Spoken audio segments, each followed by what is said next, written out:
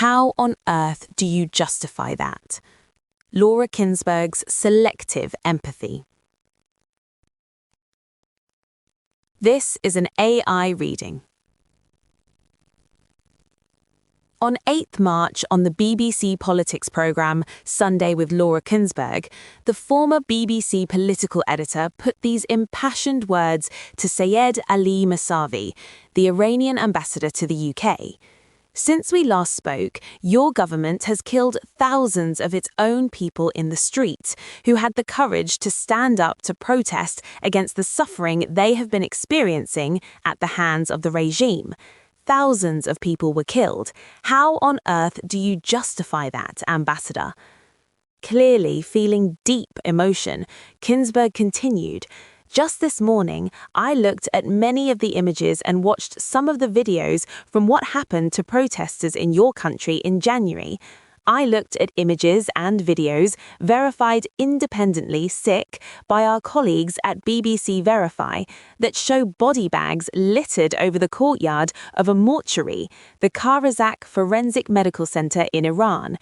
I saw images of young, old, teenagers, people killed by your government, beaten faces, bloodied bodies, gunshot wounds. How on earth do you justify that and sit there today saying our people have some complaints? Your government killed thousands of their own people and the world saw that." When has Kuenssberg ever expressed such heartfelt revulsion at the genocide being committed by Israel in Gaza, with likely in excess of 100,000 Palestinians slaughtered? Has she expressed similar horror for 175 schoolgirls, staff and parents killed by the US in a double-tap attack on a primary school in Minab in Iran? It seems some victims matter more.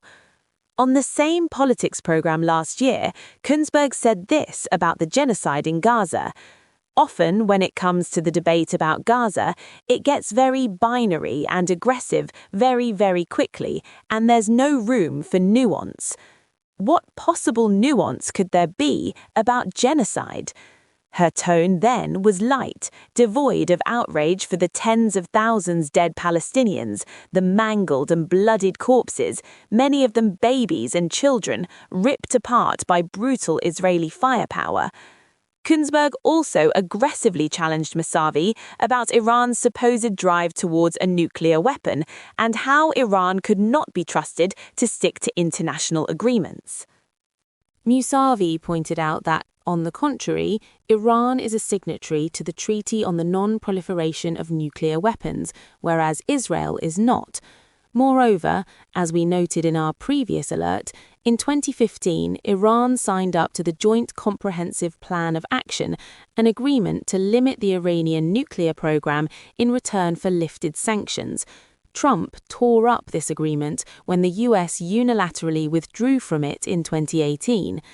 It should be obvious that to state such salient fact is not to side with the Iranian regime, nor to excuse its crimes.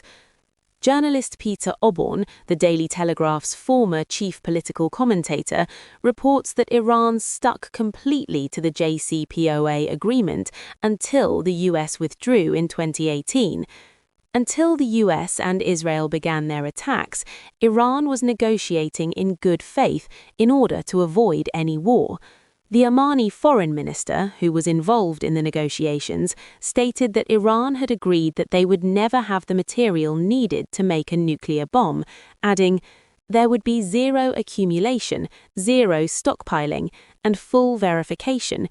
Even United States inspectors will have access." Oborn spelled out what happened next. Iranians were negotiating really hard to avoid a war. They'd actually offered a better deal than they'd signed off on in 2015. That was on the table, and that, of course, is when America and Israel struck. Note also that in the very same programme on Sunday, when Kuenssberg asked propagandistic, emotion-laden questions of the Iranian ambassador, she had nothing to say about the Gaza genocide when interviewing Israel's president, Isaac Herzog. She did not say to him, Since we last spoke, your government has killed tens of thousands of Palestinians in what human rights organizations and genocide scholars have said is a genocide. How on earth do you justify that, Mr. President?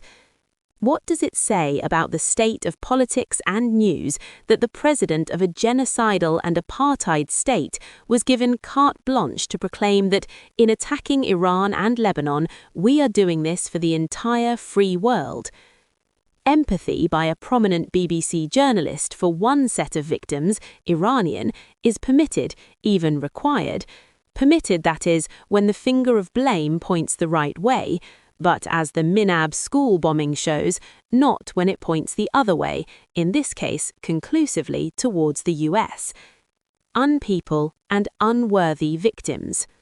British historian Mark Curtis, co-founder and co-director of Declassified UK, has applied the concept of unpeople as a framework for understanding Western foreign policy.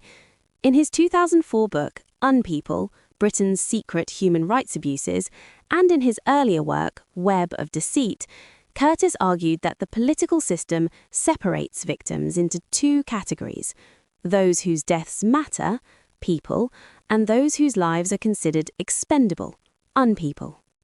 The concept of people and unpeople has its roots in the work of Edward Herman and Noam Chomsky in their classic 1988 book, Manufacturing Consent, where they discuss examples of worthy and unworthy victims. Worthy victims are people who are killed or oppressed by official enemies of the West, such as the Soviet Union and now Russia, North Korea or China.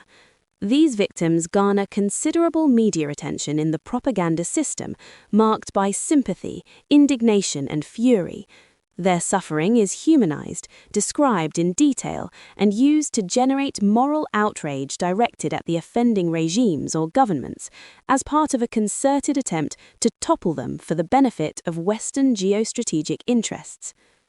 Unworthy victims, by contrast, are people who are killed or whose democratic aspirations are crushed by the West or our allies, such as Suharto's Indonesia in the 1960s, Pinochet's Chile in the 1970s, the US-backed Indonesian invasion of East Timor in 1975, and Israel in the present day. These victims are less prominent, even absent in Western media coverage, or are often discounted as collateral damage, a lesser kind of human, robbed of their individuality, their life stories, even their names and faces. Herman and Chomsky's analysis focused on the treatment of worthy and unworthy victims in the propaganda system. Curtis has expanded the discussion by examining declassified UK government files released under the 30-year rule, showing how the British state structurally ignores or downplays the importance of those it regards as unpeople. Curtis highlights a prominent example occurring right now. In the case of Gaza, Palestinians are seen as unpeople, since supporting them holds little merit or gain for British planners. What does Palestine have to offer Whitehall in comparison with Israel? Curtis continues, "In supporting Israel, Whitehall can demonstrate British subservience and usefulness to its major ally, the US. Israel is a buyer of British arms, a strategic ally to police the region, and an increasing, albeit still fairly small, trade partner. And a quarter of the UK's entire parliament of MPs has received funding from the Israel lobby, buying an influence over UK policymaking that is way beyond anything the Palestinians can induce. The fact that there is a well-funded Israel lobby in the UK is beyond the pale for the mainstream media to discuss and analyse. To do so would almost inevitably lead to the insidious and often fake charge of anti-Semitism. Is it really anti-Semitic to point out, as Declassified UK did in 2024, that fully half of Keir Starmer's cabinet were funded by the Israel lobby? It is highly doubtful that an in-depth investigation into the Israel lobby in the UK, such as the 1909 Channel 4 Dispatches programme by Ogborn, would ever be aired today. And so there remain approved sets of victims that the mainstream media will systematically highlight, and there are other groups of victims that are to be regarded as dispensable. Laura Kuenssberg's paired interviews with the Israeli president and the Iranian ambassador on the same BBC programme, no less, are a case study in the selective empathy required by high-profile corporate journalists. DC. Note to our readers, Media Lens is 25 years old in July 2026. Thank you to everyone who supports us, whether you donate financially, read our work, or share it with others. Although you may receive this email as having been sent to an unpaid Substack subscriber, we are aware that you may support us via another method, namely PayPal or a bank standing order. We are very grateful for your financial support. New alerts and cogitations are now available as podcasts on Substack, YouTube, Spotify, and Apple Podcasts.